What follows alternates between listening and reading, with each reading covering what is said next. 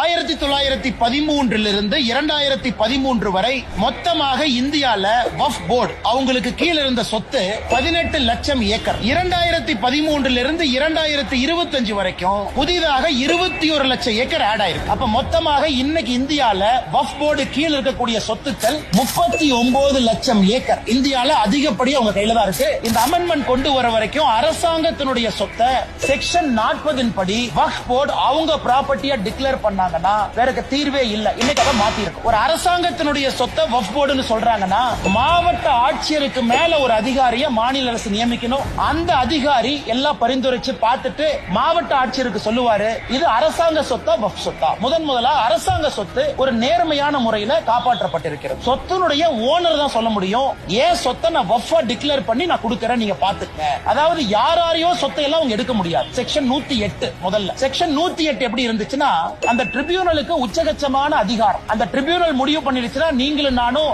அவங்க ரெஜிஸ்டர் ஆபீஸ்க்கு அனுப்பிடுவாங்க இந்த சொத்து வக்ஃப் போர்டு சொத்துன்னு.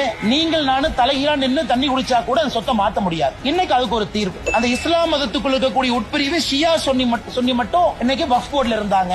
நாம இன்னைக்கு அதை எக்ஸ்பேண்ட் பண்ணி அகா கான் போரா சமுதாயத்தை கொண்டு வந்திருக்கோம். இஸ்லாம் சமுதாயத்துல பின்தங்கி இருக்கக்கூடிய சமுதாயம் அகா கான் சமுதாயமாக இருக்கட்டும் போரா முஸ்லீமா இருக்கட்டும் அவர்களுடைய பெயரை முதலா சட்டத்தில் பயன்படுத்தி அவர்கள்